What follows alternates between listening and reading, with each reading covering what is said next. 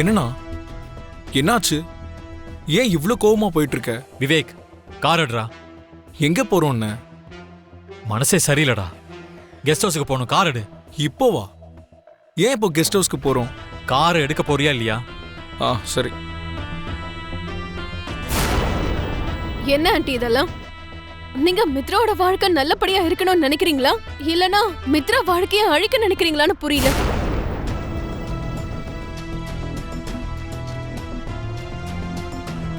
மித்ராக்கு விருப்பம் இல்லாத விஷயத்த ஞாபகப்படுத்துறீங்க.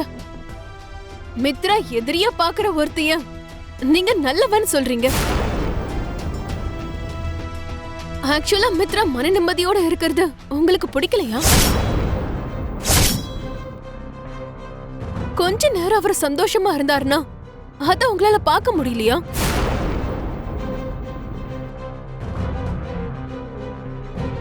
பெத்தவங்கன்னா பிள்ளைங்க மனச நோகாம தான் நடந்துப்பாங்க. நீங்க என்ன ஆண்டி மித்ரா மனச காயப்படுத்துற மாதிரி நடந்துக்கிறீங்க? கொஞ்சம் வாய மூடுறிய மனுஷா, கொஞ்சம் வாய மூடுறிய மனுஷா, கொஞ்சம் வாய மூடுறிய மனுஷா.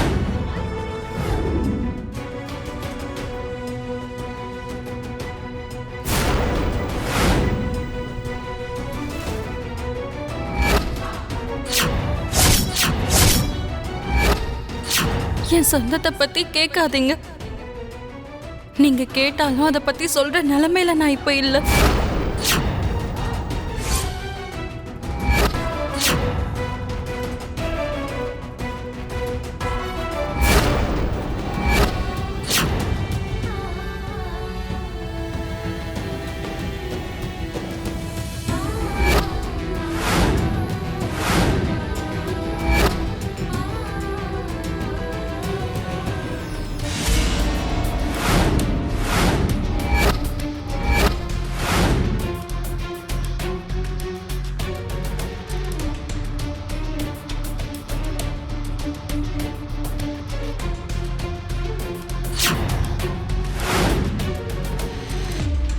அப்படின்னா லக்ஷ்மி தான் மித்ரா சாருடைய மனைவியா?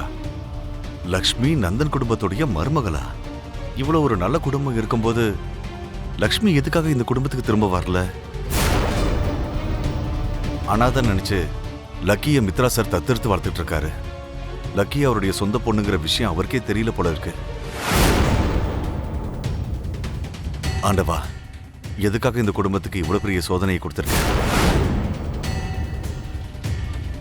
ஆண்டி, பாஸ்கர் பார்வையில ஏதோ வித்தியாசம் தெரியல.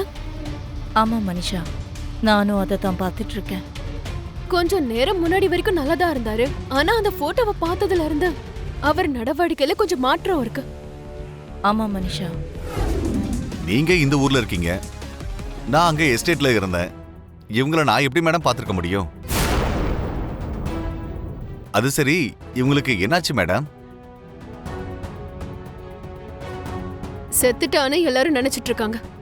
ஆனா இன்னும் உயிரோட தான் இருக்கான்னு நான் நம்பிட்டு இருக்கேன். ஓ அப்படியா? சரிங்க மேடம், நான் கிளம்புறேன்.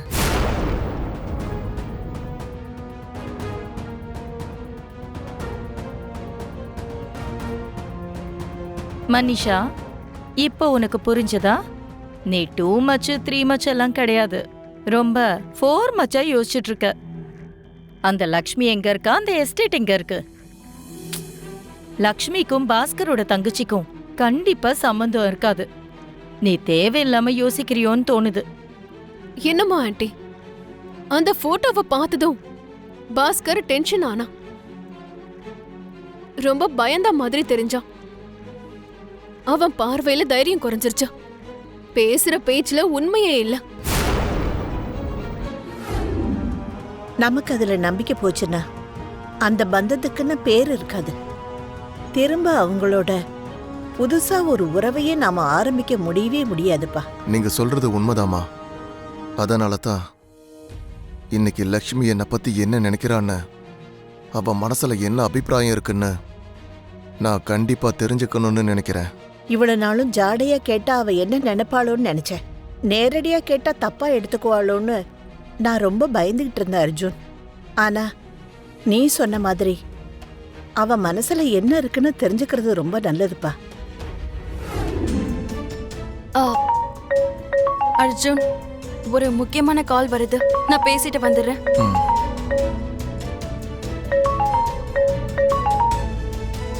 ஹலோ விவேக்.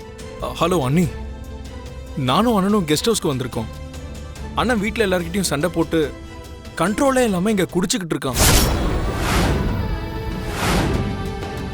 நான் எவ்வளவு சொல்லியும் கேட்க மாட்டேங்கிறான். அண்ணன் ரொம்ப ஃப்ரஸ்ட்ரேஷன்ல இருக்கான்னு நினைக்கிறேன்.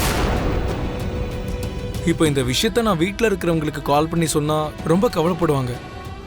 எனக்கு என்ன பண்றதுன்னே தெரியல அண்ணி. கொஞ்சம் நீங்க இங்க வந்துட்டு போறீங்களா? நானா?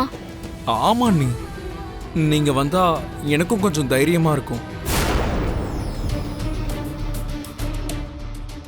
சரி விவேக், நீ ஒன்றும் கவலைப்படாத, நான் இப்பவே அங்க கிளம்பி வரேன். ஓகே அண்ணி. இங்க பாருங்க அர்ஜுன், நம்ம அப்புறமா பேசலாமா? நான் அர்ஜென்ட்டா வெளியே போயாகணும், தப்பா எடுத்துக்காதீங்க. அந்த கேரக்டர் என் லைஃபுக்குள்ள வந்ததுக்கு அப்புறம் அவளும் என்னை ஏமாத்திட்டு ஓடி போயிட்டா.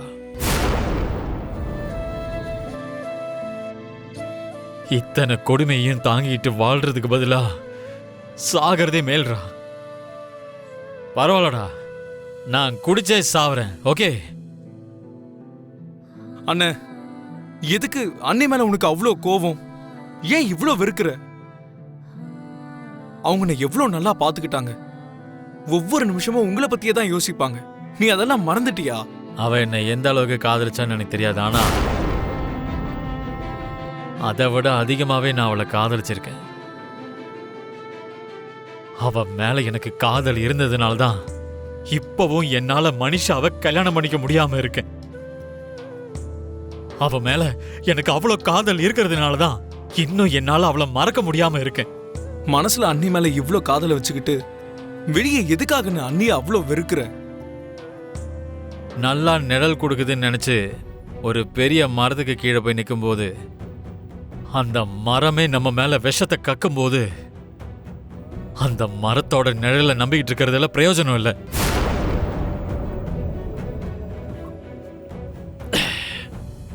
லக்ஷ்மியும் அப்படிதான். நல்லவன்னு நீங்க எல்லாரும் தலை மேல தூக்கி வச்சு கொண்டாடுனீங்க. பார்க்க அப்பாவியா தெரியறா, இவ ரொம்ப நல்லவன்னு புகழ்ந்து தள்ளினீங்க. ஆனா அந்த அப்பாவித்தனத்துக்கு பின்னாடி எவ்வளவு பெரிய அமானுஷம் இருக்குன்னு பார்த்தேல. அதெல்லாம் ஒன்றும் இல்லைன்னு. முதல்ல எது கரெக்ட் எது தப்புன்னு கொஞ்சம் யோசிக்க ட்ரை பண்ணுங்க. அவளை பத்தி இன்னும் பெருமையா பேசி நான் தான் ஏதோ தப்பு செஞ்சன்ற மாதிரி பேசாத. நம்ம குடும்ப பாரத்தை எல்லாம் அவ தான் சுமந்துட்டு இருக்கிற மாதிரி பெருசா பில்டப் கொடுத்து கடைசியில நம்ம குடும்பத்தை கொண்டு போய் நடு ரோட்ல போட்டுட்டு போயிருக்கா.